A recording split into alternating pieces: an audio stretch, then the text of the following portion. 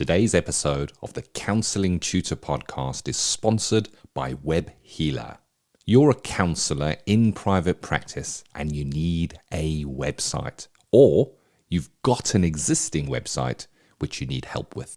Web Healer are offering Counselling Tutor Podcast listeners, that's you, £100 off the cost of a website design and build. Now, Web Healers specialise in websites for counsellors and psychotherapists. It's what they do. And the Web Healer team provide a completely non-technical, done-for-you solution, leaving you to focus your time on your clients. Operating for 20 years, Web Healer are a trusted resource amongst counsellors when it comes to getting your practice online. So get the package details and claim your £100 off coupon for your new website by going to counsellingtutor.com/website. That's counsellingtutor.com/website. Welcome to the Counselling Tutor Podcast, the must-listen-to podcast for students of counselling and psychotherapy. Here are your hosts, Rory Lees-Oakes and Ken Kelly. Hi, I'm Rory, and with me, as always, is Ken. How are you doing, Ken? I'm exceptionally well. Thank you for asking, Rory. You've joined us at the Counselling Tutor Podcast. It is episode 266, 3 stops on today's journey, starting off with that theory and practice, where today we're going to be thinking about moving up to the next level. Are you a student? You're on a course. That course is coming to an end. You're going to continue your studies. What do you need to know? Moving on from there into practice today, we're going to look at an interesting topic. Can you be too congruent? We're called to have congruence within our counselling relationship. Is there a boundary on that congruence where it kind of oversteps into something different? And then in practice matters today, we have a special guest. It's Mamood Ahmad, who is going to be speaking about introducing difference, diversity, and inclusion, using anti-oppressive practice foundations, Rory. So it's a packed episode, and we'll kick it off with that theory and practice, moving up to the next level. I guess it is years at this time of the year that students may be finishing where they are and considering continuing their studies, Rory. Yeah, absolutely, Ken. At the time of recording this podcast, we're in May 2023, and certainly in the UK, the academic year finishes the end of June, beginning of July. And there'll be lots of people listening to this who maybe got their applications in for the next level, or are excited about moving up to the next level, or may have a lot of questions and reservations about moving up to the next level.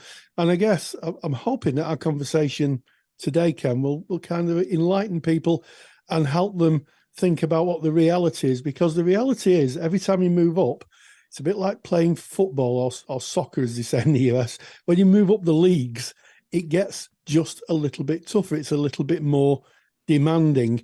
And when you move into your practice years, so in England, that would be what we would call level 4 for our level 4 or above. For our friends in Scotland, that would be diploma years, because they have a slightly different qualification level in Scotland. You're working with clients, which is even more demanding, and more is being asked of you. So I think it's really important that people have a really good understanding of what they're signing up for, Ken. Yeah, definitely. And, I think it starts with having a look at your why. What started you on this journey in the first place? Was it just an interest, or did you have a deep want to make a difference out in the world? Because there is a saying that suggests that if your why is strong enough, then the how becomes easier. And because it does get challenging. And I guess one of the things that we hear again and again and again, Rory, specifically at that practice time of study, where you are studying, you are preparing for assignments and potentially exams that you have to write. So there's that self-study.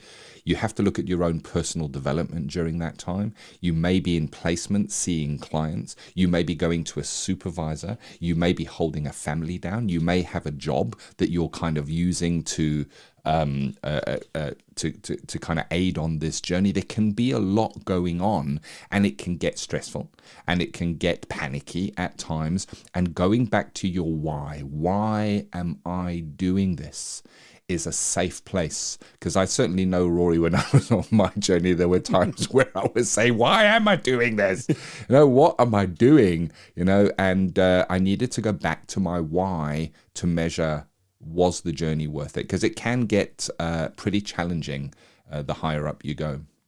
Absolutely, Ken. And I think the why for most people, or perhaps I should be a bit more kind of directive, the why, certainly when you're moving into your practice years, should be to help people. Yeah. Because counselling is about helping people.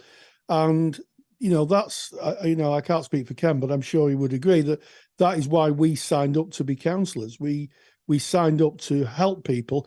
In my case, because I saw the wonderful change that counselling had to someone who was very close to me, who was in a very difficult position. And I was so taken by that, I effectively left my job and lived on beans on toast for 2 years and became a counsellor. I still like beans on toast. I still have beans on toast, but not 3 nights a week.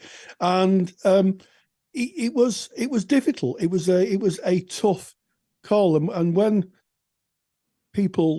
my former students would say, what's level 4 like? I would say it's 2 years where it will take your waking thoughts and your dreams, and you will think of nothing else, and it will just fill up all your time.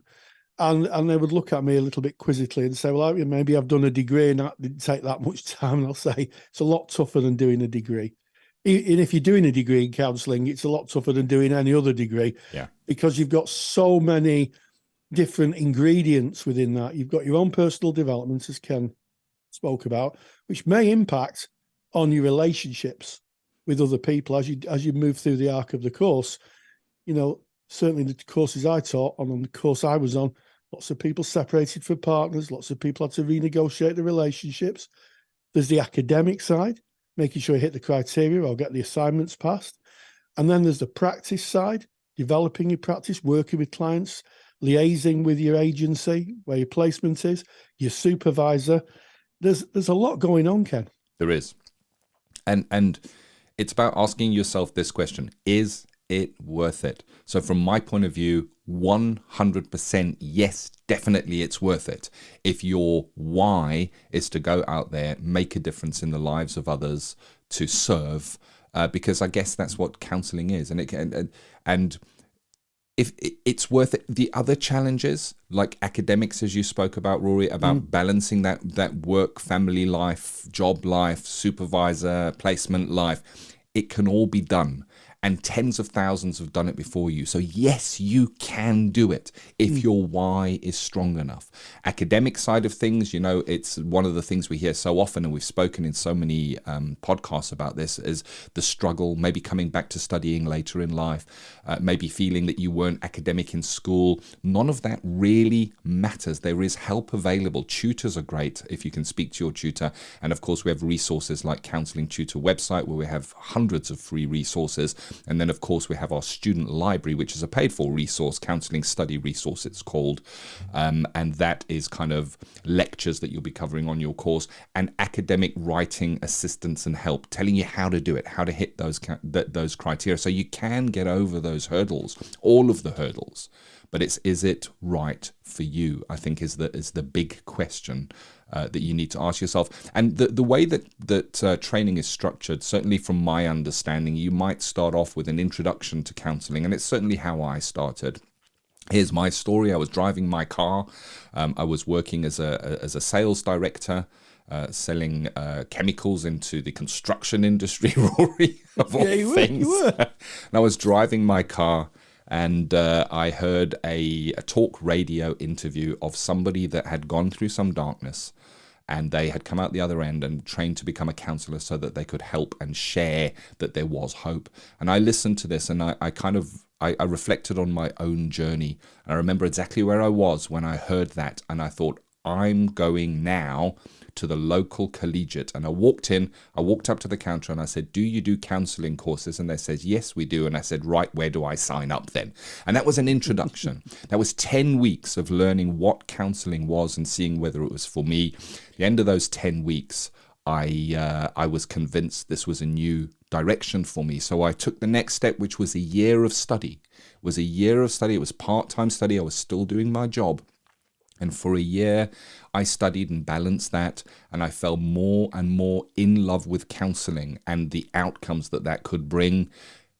But then it went from to the next level, where I would need to commit 2 years of my time, that the studies became more robust, that I would need to go into practice, that I would need to have a supervisor. And at the time, I was holding down 2 jobs to be able to make all this work and be able to pay for it. And I had to have a bit of a chat with myself and say, is this really what I want? You know, I'm comfortable in my director's position. And I realized that if I was going to go ahead, that I would need to look at changing my career.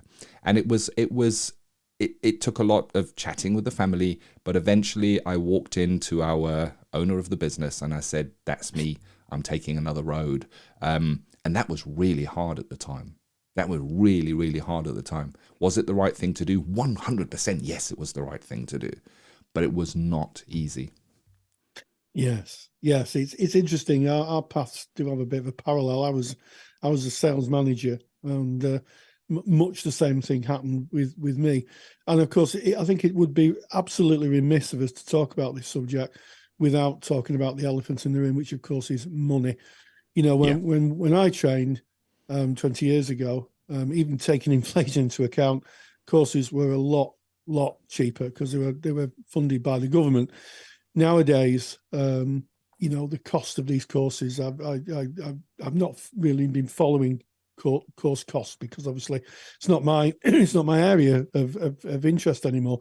But I caught in a Facebook page some of the fees, and they can be eye-watering. Now, there's lots of loans out there that you can take, but obviously those have to be paid back, student learning loans. Mm-hmm. So it is an expensive journey. And, you know, and I remember even when I did my course, I worked in a shop for 2 years. I sold cameras, which was great. It was a great job for 2 years. But I earned about, I think I earned about a quarter of my salary, hence the beans on toast. And it was tough, but like you say, the why kept me going. I used to think to myself, just a little bit further, just the next week, just the next couple of weeks. And eventually I graduated, and well, you know, the rest is history really, but it can be tough. And I think people need to know and need to hold on to that why. That's the most important thing. If we take away everything else, our job is to help somebody. Yeah. It's to be of service to somebody. And, you know, through my career as a therapist, I've met many people, some of which I have to say probably wouldn't have been here now if they hadn't have seen a counsellor, me or maybe someone else. But that's the work. That's the important bit. That's what we do. Oh, yeah. Oh, yes. And it's so powerful. There is something called the ripple effect. So the client that you might see as a counsellor, yes, there may be a change or a movement within their life, but that ripples out into the ones that are closest to them, perhaps their family, perhaps their loved ones. It might change how they show up in life, how they show up for their friends, how they show up in their job. It makes a big difference. And very often we don't get to see any of that. You know, you work with the client and then they move on. So the why has to be strong enough to not need accolades, to not need feedbacks and thanks and pats on the back. There was a time in my life, Rory, that I worked as a professional entertainer where my living was made on the loudness of the hand claps. And all that goes away in counselling. And I guess it also, when you're considering your why, what is it that you want to do? Do you want to go into private practice? Do you want to go on to study in a few years and become a clinical supervisor and be there for the counsellors? What is the route? Do you want to work in the NHS?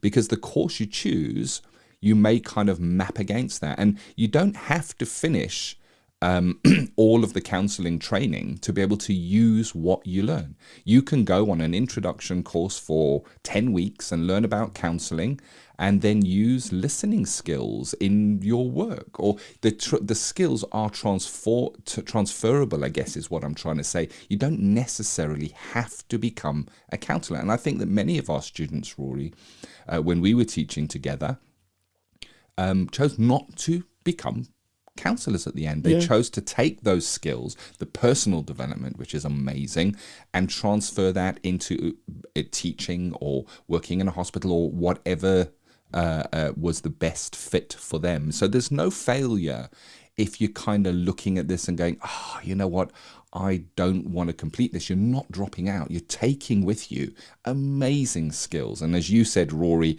when you were teaching me, it's CV gold. Listening skills are CV gold. Doesn't matter what you're doing. And I'm not encouraging anybody to not carry on their counselling practice. Not what it's about. So what we're trying to say here is there's choice out there. Look at the providers. Have a look at where you want to go and choose the course that's going to best resonate with you.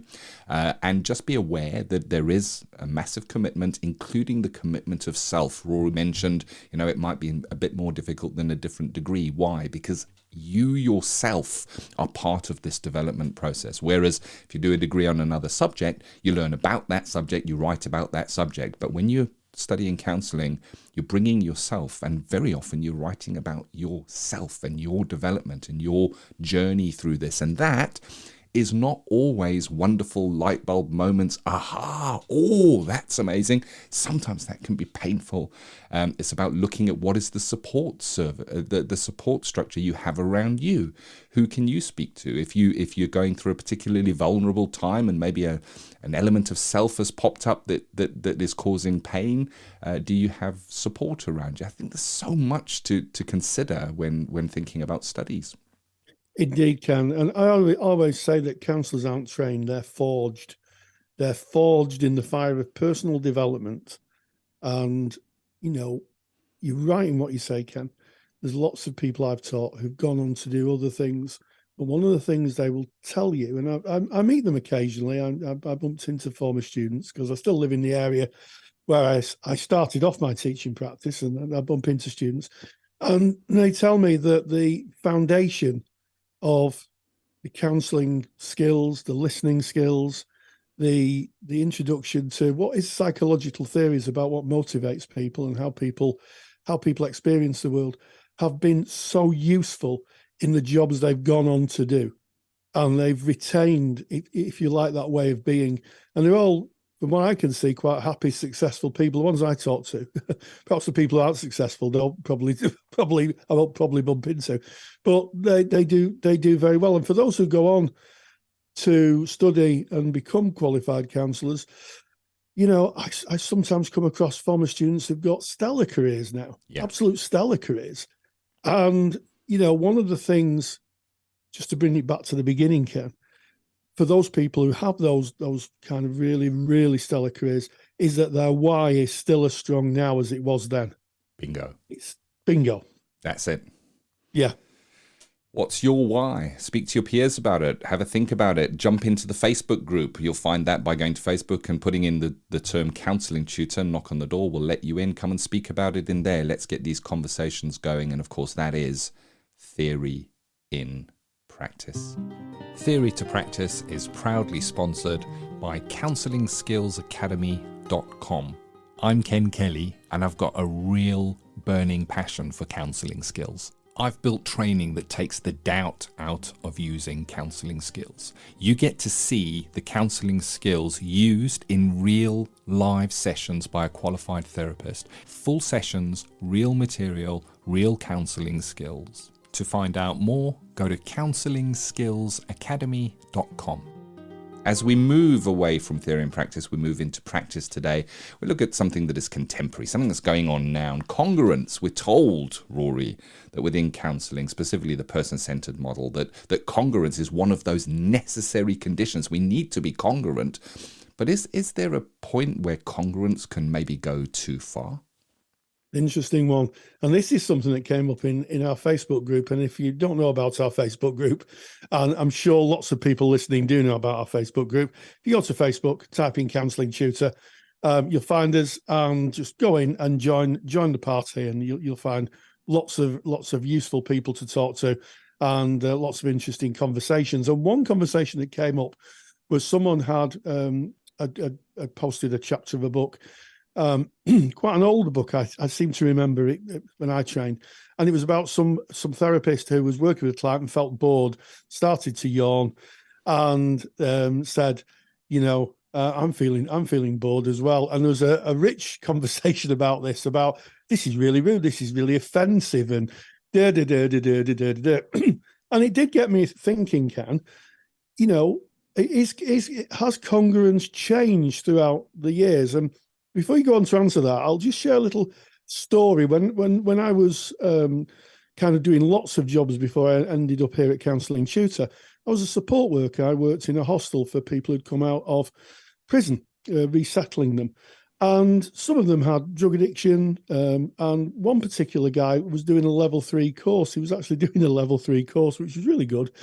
And he said, we talked about congruence, and he said, I'll tell you about congruence, Rory.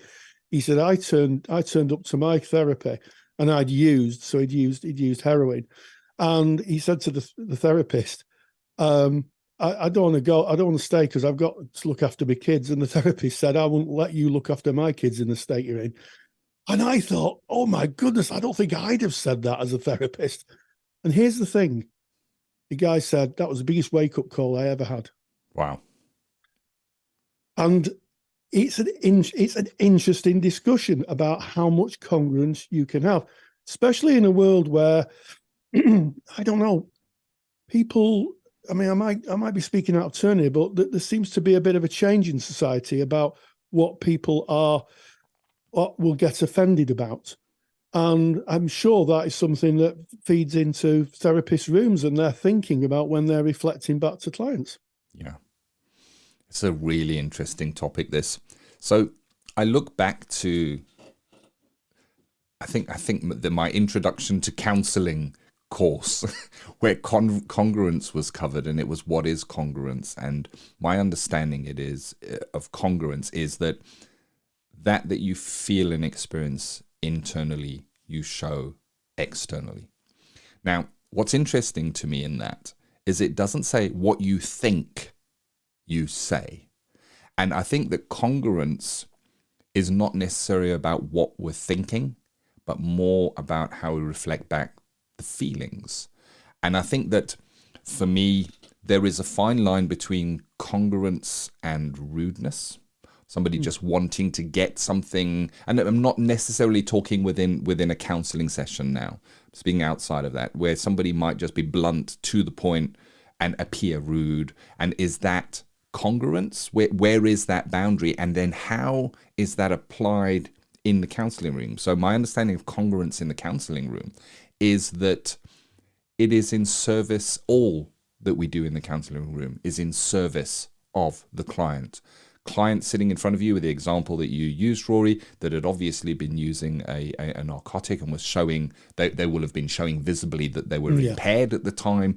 The counsellor not being congruent, I guess that would have not been serving this client. Being congruent, it made an impact on the client. But it wasn't what was it not what the counsellor was. Yeah, it's tricky. I'm stuck. I'm stuck on it. Yeah, I think it needs lots of discussion and lots of thinking about. Well, let me throw this in. I think that those conditions, it's sometimes called the core conditions, and we'll go with that for the purpose of this conversation. But I think that they're not used on their own. They're an amalgam. I've always said they're an amalgam. They're like getting, children's plasticine, where you get different colours and you wrap them up, and eventually you get this kind of, big bowl of plasticine with different colours all the way through it. You can say, well, that's red and that's blue and that's yellow, but I don't know where they start or where they begin. And I think that they're underpinned by unconditional positive regard and empathy. They don't work all on their own. But if I was having a long think about this, because it was quite an animated discussion in the Facebook page, And every single piece of personal growth that has been significant in my life, I'm speaking for me now, other people are obviously different, has been where people have been thoughtful, not kind, where they have been direct and not masked, where they've told me the truth. And I think there's something in that. Maybe that is a discussion for you and your supervisor. Maybe it's a discussion for you and your peers. But you are right. It's a difficult one. It's about the volume of congruence, like on your hi-fi where you turn your volume control up. Yeah. But sometimes, I think that turning it up isn't a bad thing. And I also think it comes down to timing and knowing your client. I don't think I would be over congruent with a client I just met. But once the relationship's established and you know each other, then, I think you can probably just turn it up. But it's an interesting discussion in a time where people, offense is a word that I would never have heard when I was growing up, and now I hear it quite often. So, yeah, it's a conversation of our time, really, I think. Yeah, I like how you kind of brought in. What was it you said? The core conditions, the facilitative conditions. Yeah. So they are empathy, congruence, and unconditional positive regard. And the congruence, like you say, is intertwined. When you said it kind of made sense to me, because if you're being congruent empathically, that's very different from congruent in this is what I think and this is what I feel. If you're being congruent in a non-judgmental way, that is a very different kind of congruence to just saying something that you feel at that moment. So I like the plasticine analogy. I can see that congruence being a strong color in that mix of plasticine, but as long as it is intertwined with the empathy and the unconditional positive regard, and it is in service of that client, of course. And then the other thing that came up for me is congruence is being who you truly are. So I get that you're speaking about the hi-fi, and that may be turned up and turned down, and very, very, very much so. But part of being who you really are, when you are in practice, who I am in the room with the client is the same as I am outside of the room. Now, I'm there for them and I'm focused on them when I'm in the room, but I don't go in and become Counsellor Ken. There isn't that part of me. The Counsellor Ken, there was a Counsellor Ken. I remember Counsellor Ken. Oh, man, do I remember Counsellor Ken. He was, when he was training, Counsellor Ken was there. Counsellor Ken was there becoming I noticed with playing back recordings that the pattern of my voice changed when I was Counsellor Ken during my student times. And you have to. I mean, you have to go through that. But I'm not Counsellor Ken anymore. I'm just me. And I think that's what, I think that is the powerful side of congruence. When it then comes to feeding back and saying things like the example you used that's been posted in the Facebook group with was it the counsellor yawning or the client yawning? I think it's the counsellor. The counsellor was yawning and saying, "Oh man, I'm bored now." I'm a bit bored." Yeah, yeah. I don't know. I don't know where the empathy sits in that.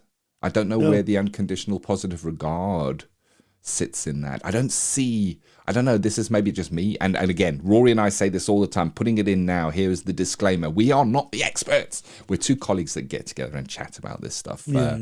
You're the expert of your practice and who you are and your congruence. We're not. So make your own decisions from this. But that feels a bit, I don't know, doesn't sit with me. It's interesting, isn't it? A chapter of a book can raise such such questions. But I wonder about the relationship, and I think this is another important aspect that perhaps we need to just briefly look at, and that is that knowing your client and your client knowing you. I've had different relationships with clients through the years. Some, I've known them very well, and you could go a little bit further with clients like that. With clients that you don't know too well, or you experience as maybe fragile in a fragile process, you would be more mindful. you'd be more thoughtful. And I think, with all therapy, and the research talks about this again and again and again, it's the quality and the sustenance of the therapeutic relationship. The question you need to ask yourself before you use any skills is, who is this client? Yeah. Who are they? And, what is our relationship, and where is the boundary of that relationship? And I think it lives in one of those necessary and sufficient conditions, well, two, psychological contact, and knowing that the client, is accepting your unconditional positive regard and empathy. So I think that plasticine ball is bigger than we think. But yes, on the page it did sound pretty harsh, and perhaps lacked a bit of context. But it is an interesting discussion. One perhaps we should all take up with our peers and colleagues, and clarify for ourselves, I think, Ken. Yeah, I like it. I'm now thinking of the follow-up topics of, can you be too empathic? Yes. Yeah. There's a lot. This is an interesting topic. Taking those conditions that are considered necessary if you're looking at the person-centered model, and asking if you're speaking about the volume control. Is there a too loud on it? I don't know. It's really interesting. Well, there it is. That's it. That's what we're here to do, is to have to discuss the topics that you're discussing. Yes. If you're interested, we're interested. So continue to post your topics on the Facebook page, because we do read them and they do make it into the podcast. And that is Practice Today.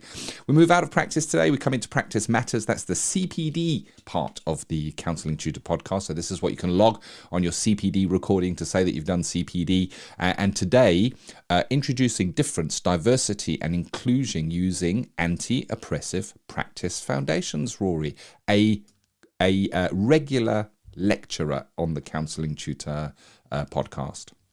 It's always a joy to meet up with Mamood Ahmad, and his passion. His why is really, really clear to build anti-oppressive practice foundations, and to start that conversation about difference and diversity. And boy, oh boy, does he do that in the lectures that he produces for us. And I caught up with him today to talk about introducing difference, diversity and inclusion using anti-oppressive practice foundations. Easy for me to say. And this is what he had to say. Practice matters. There's a lot of discussion about anti-oppressive practice, diversion and inclusion within the counselling community. So this is why I'm delighted to interview again Mamood Ahmad, who has done a fantastic lecture for us for the Counselling CPD Library and the Counsellor CSR Library, entitled Introducing Difference, Diversity and Inclusion Using Anti-Oppressive Practice Foundations. Mamood Ahmad, so welcome again. How are you doing? Yeah, brilliant. Thanks for that introduction, and also sorry about the mouthful of the title. It's great to be back. Yes, I mean it is quite a big headline, isn't it? And let's just have a look. The introducing difference part. Why is that significant in this lecture? Well, before I talk about introducing difference, I'll come to it. Is first of all, it's all about the wider social context of clients and how it affects them and how it relates to problems. Okay. So that piece is, I believe, missing from our practice. It's not something it's something that we have talked about. There's lots of literature, there's lots of stuff out there that talks about how does clients' lives affected by society overall, in that sense. So obviously, when we come to talk about difference, as you say, that is a major dynamic within society, within people's lives, that can so often be overlooked, unconscious, and therefore, I think as a profession, we need a bit more focus on it, and thus the long title a little bit. So it's about differences, similarities as well, and how that can play out in people's lives and the dynamics of of any aspect of a life, whether it's differences because of citizenship, refugees, asylum seekers, right the way down to the most privileged and highly status social positioned people in society. This is for everyone, including the political sphere. Hold on to our seats type of thing, including the political sphere. I think this, given where we are now in terms of what's going on in the political sphere, I think part and parcel of this anti-oppressive practice is allowing space, allowing people to be able to talk about social problems as well and what they feel about that. That's part of awareness. We are in the awareness business, aren't we? So when we say awareness, we're bringing it into the wider context, world, society, culture. Yeah. Well, I think that's a very comprehensive introduction and overview, Mamood.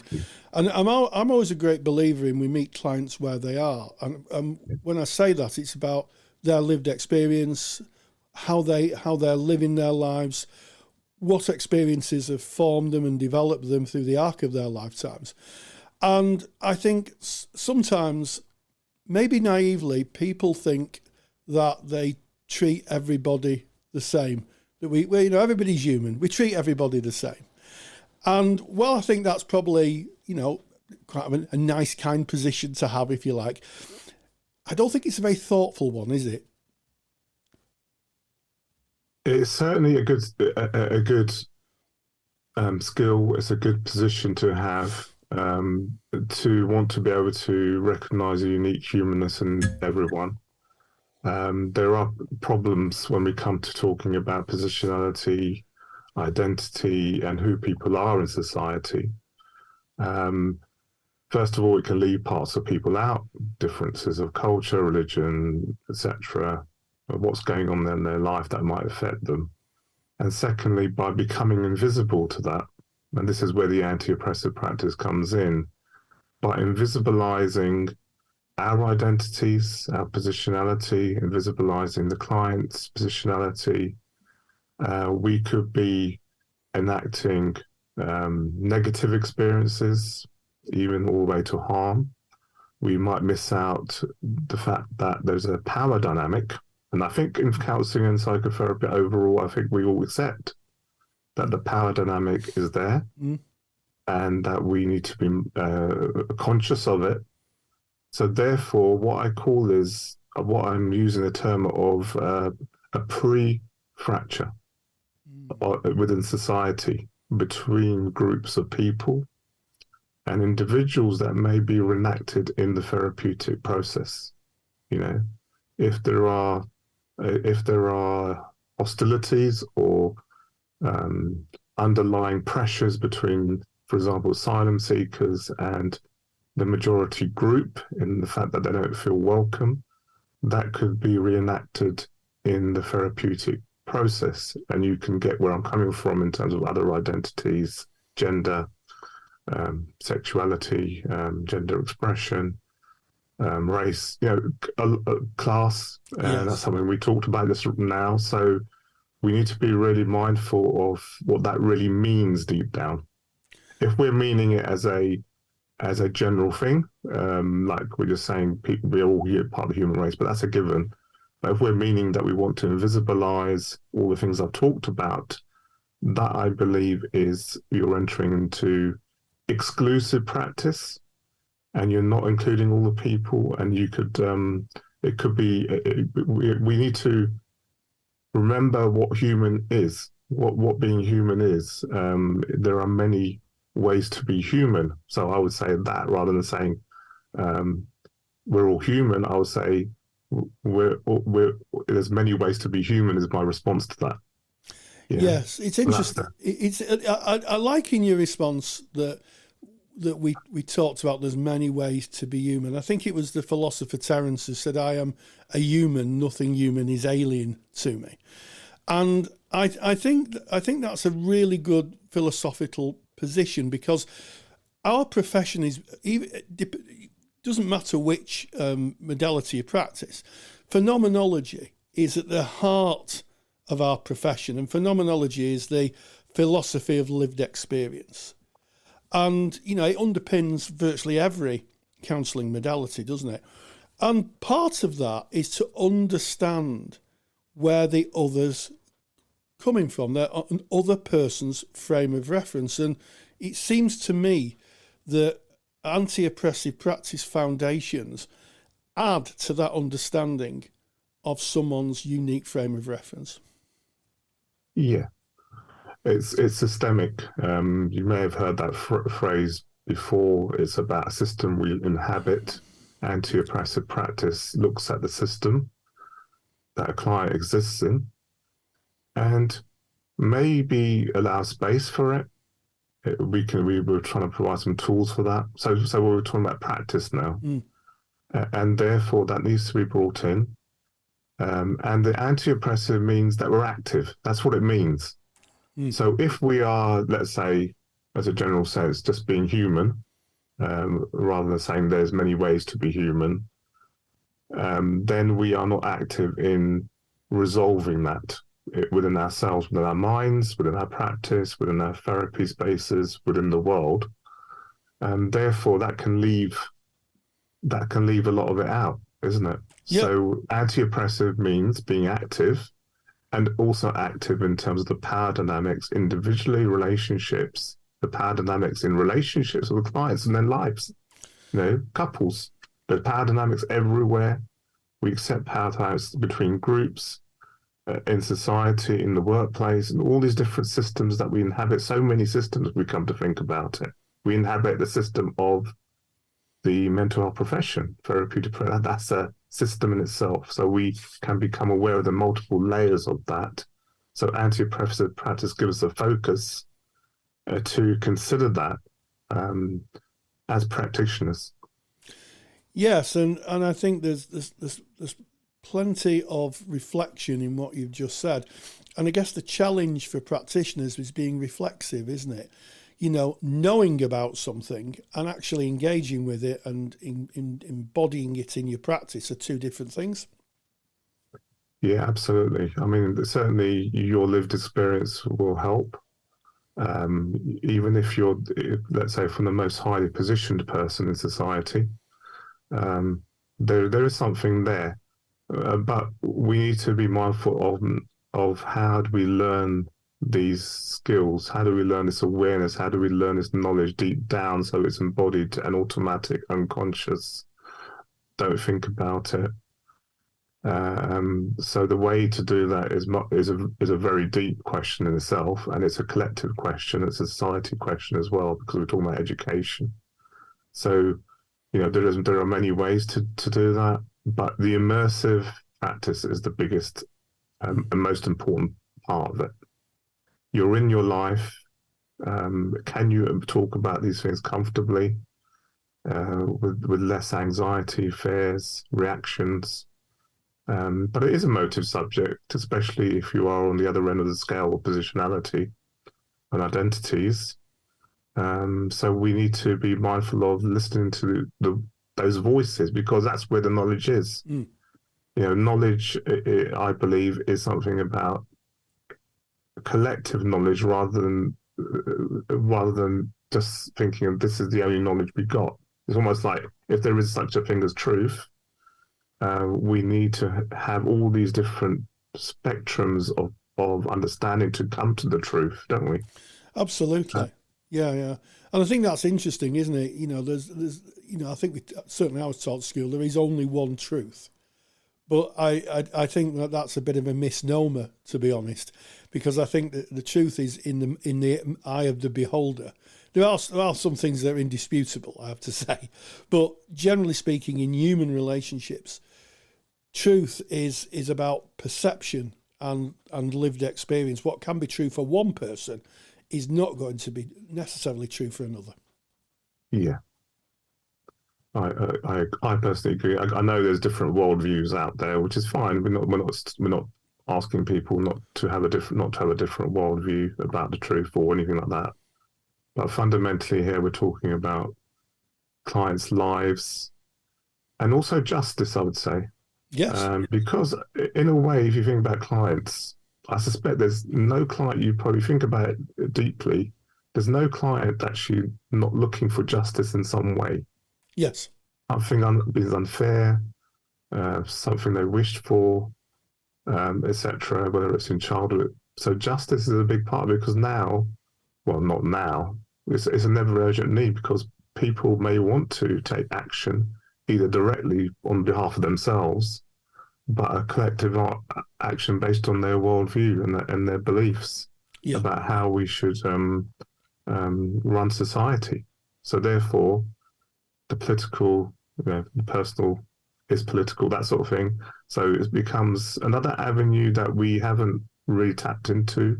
I would say from a practical sense, it's not that we haven't talked about it, but these are sort of edge areas I think we need to consider, because it all comes into that social context, doesn't it?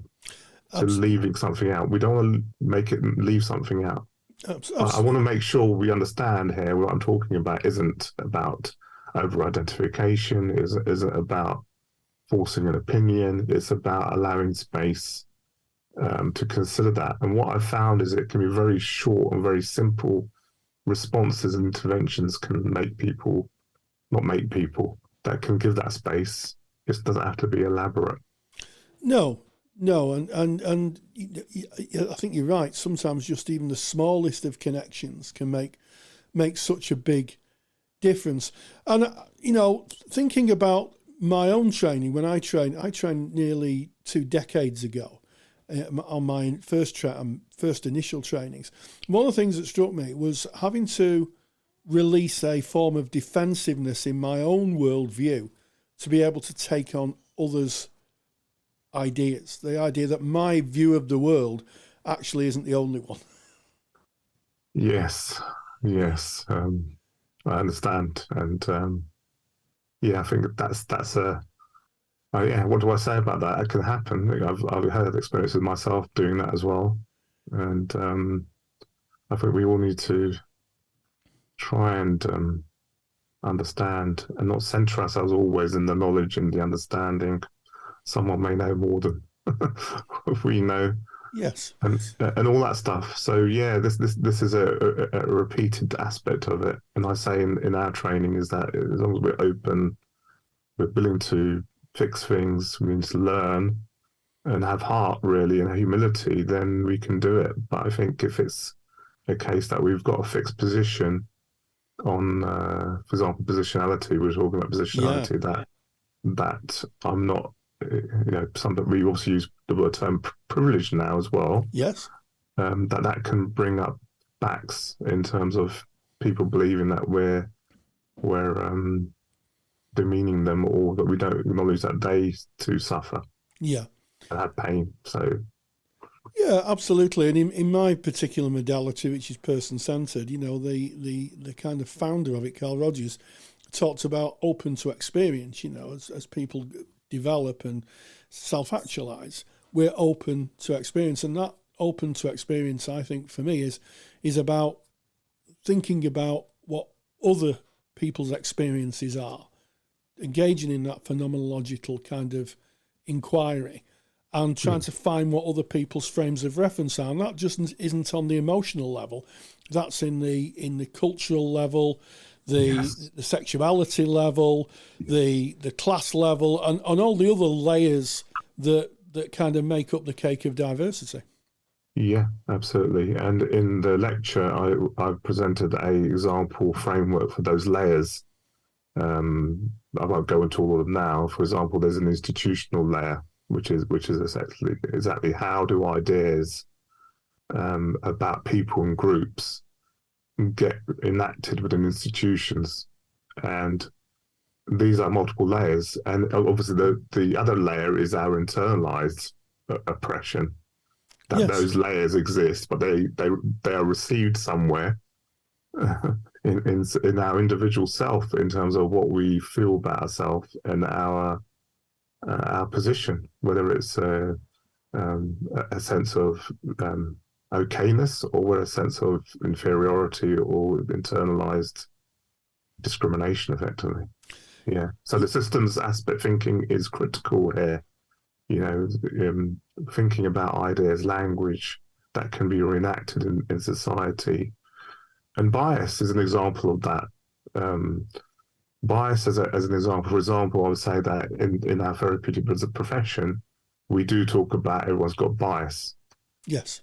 And that we should work on that bias. Yeah. But I would also enact the systemic on that. Why is it that's individualized? Why are we simply saying it's about the individual and their biases? Well, that's the way it's phrased, okay? But where do those biases come from? It comes from the systems that we inhabit. A lot of it comes from the systems we inhabit, and therefore systemic thinking helps us. Absolutely. Mamood, it's been a joy talking to you. I wish we could extend our little interview longer. Maybe we will do it sometime.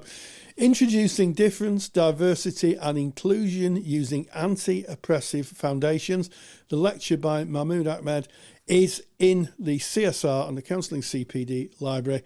And it just remains for me to say, Mamood, thank you so much for joining us. Big thank you to Mamood Ahmad. Thank you to you, Rory, for once again reaching out, holding those important conversations and bringing us those nuggets for our practice. This is the Counselling Tutor Podcast, episode 266. Yes, the theme in practice, we talked about moving up to the next level. What do you need to know? A little conversation about people moving up into their studies and having a think about what the reality of that is. In practice today, we talked about, can you be too congruent? And Ken and myself had a good old chat about that. And perhaps you should too, being congruent and in practice matters.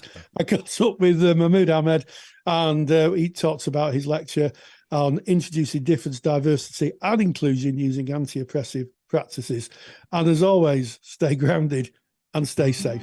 Take the stress out of your counselling studies and get the support of Rory and I by joining us in the Counselling Study Resource.